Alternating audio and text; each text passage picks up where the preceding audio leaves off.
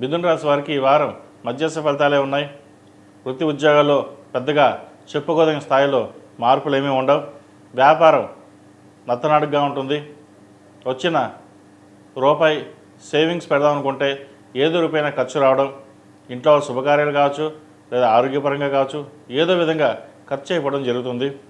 అదేవిధంగా ఎప్పటి నుంచో మంచి ఉద్యోగం కోసం ప్రయత్నం చేస్తున్న వారికి మంచి ఉద్యోగం లభించే అవకాశం కూడా లేకపోలేదు. జీవిత భాగస్వామి సలహాలు సూచనలు కొంచెం తీసుకుని ముందుకు వెళ్ళడం మంచిది. వ్యాపారం ఈ వారం అంతంత మాత్రంగా ఉంటుంది. అయితే లాభాలు మటుకు బాగుంటాయి. ట్రావెల్ ఏజెన్సీ కావచ్చు, రియల్ ఎస్టేట్ రంగం కావచ్చు, సినిమా ఫీల్డ్ సంబంధించిన కావచ్చు, బ్యూటిషియన్స్, టెక్నీషియన్స్, హోటల్ మేనేజ్మెంట్, చిరుస్థాయి వ్యాపారస్తులకు ఈ వారం మధ్యస్థ ఫలితాలు గోచరిస్తోంది. వచ్చిన ధనాన్ని సాధ్యమైనంత వరకు సేవింగ్స్ పెట్టడం చెప్పదగినది. భూమి కానీ నగలు కానీ కొనుగోలు చేసే అవకాశం ఉంది. అయితే ఒక స్థలాన్ని అమ్మి ఇంకో చోట ఇల్లు కొనుగోలు చేస్తారు.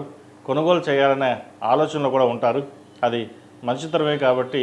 కాకపోతే ప్రస్తుతం నడుస్తున్న గోచారీత్యా కొంతకాలం ఒక 45 రోజులు ఆగిన తర్వాత ప్రారంభించడం చెప్పదగిన సూచన. ఈ రాశిలో నిర్మించిన విద్యార్థులు ఈ వారం సానుకూల పరిస్థితులు గోచరిస్తోంది. చక్కగా ఉంది. అయితే వైద్య వృత్తిలో ఉన్న వారు మెంటల్ టెన్షన్స్ లేకుండా ముందుకు వెళ్ళడం ఒకటి. రెండవది, విదేశీ వ్యవహారాలకు సంబంధించిన విషయ వ్యవహారాలు వీరికి సానుకూల పడినా ముందుకి వెనక్కి వెళ్ళడం, లేదా ఇక్కడే ఉండి చదువుకుందామా లేదా అక్కడికి వెళ్ళి చదువుకుందామా అన్న ఆలోచన చేస్తారు. వచ్చిన అవకాశాన్ని సద్వినియోగపరచుకోవడం మంచిది. అలాగే ప్రభుత్వ సంబంధమైన ఉద్యోగస్తులు ఏదైతే ప్రయత్నాలు చేస్తున్నారో కొంత ఇబ్బందికరమైన వాతావరణం ఉంటుంది. చేతి దాకా వచ్చిన ఉద్యోగం చేజారిపోయే అవకాశం కూడా లేకపోలేదు. అయితే భగవంతుడి మీద భారం వేసి మీ ప్రయత్నం మీ వంతు చేయండి. ఈ రాశిలో జన్మించిన స్త్రీలకు ఈ వారం ఆరోగ్యపరంగా కొన్ని జాగ్రత్తలు తీసుకోవాలి. మంచి శుభసూచకం అయినప్పటికీ చిన్న ఇబ్బందులు పెట్టే అవకాశం ఉంది. స్కిన్కి సంబంధించి, కడుపుకు సంబంధించిన ఇబ్బందులు అనేవి ఏర్పడతాయి. అదేవిధంగా విదేశీ సంబంధించిన విషయ వ్యవహారాలు కావచ్చు, ఇంపోర్ట్ అండ్ ఎక్స్పోర్ట్ లైసెన్స్ సంబంధించిన విషయ వ్యవహారాలు కావచ్చు సానుకూల పడతాయి. ఉద్యోగంలో మంచి మార్పు ఉంటుంది.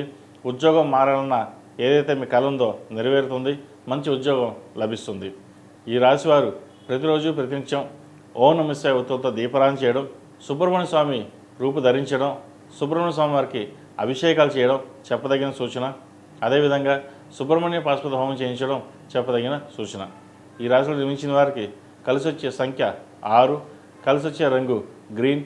ఏదైనా పని మీద బయటకు వెళ్ళేటప్పుడు సోమవారం కానీ గురువారం నాడు కానీ వెళ్ళండి. మంచి ఫలితాలు ఉంటాయి.